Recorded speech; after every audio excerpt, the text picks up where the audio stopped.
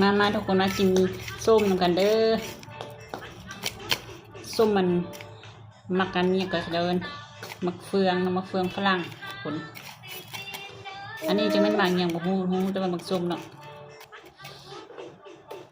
อืม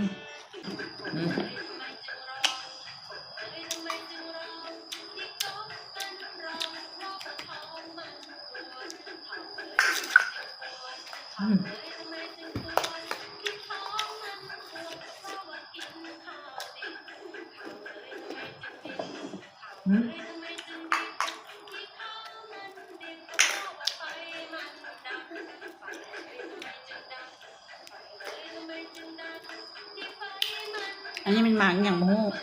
ยังเลยส้ม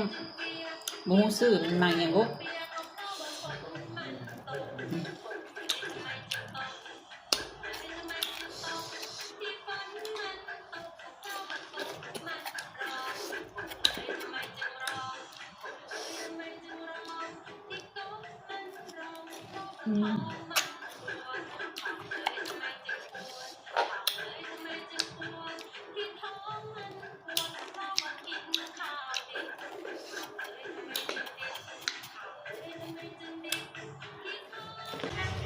กันแดดครีมบำรุงฝากเด้อทุกคน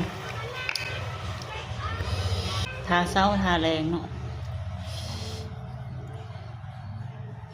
เช็ดให้หน้าเขานุ่มซุ่มซื่นเด้อทุกคน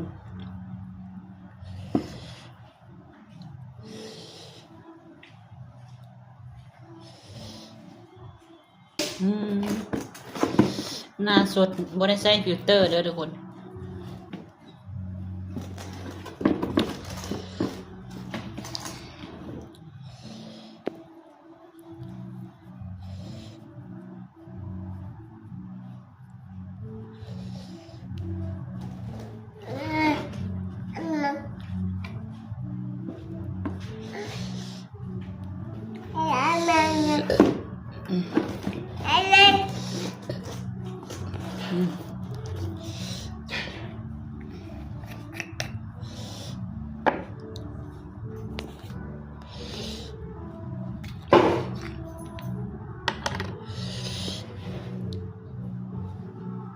กันแดดพี่น้อง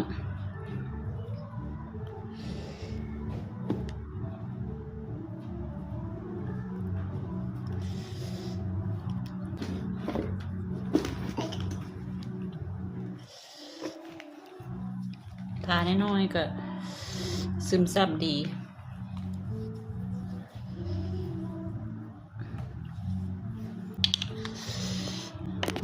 มึงดูทรายพี่น้องเอ้ยเห็นคออยู่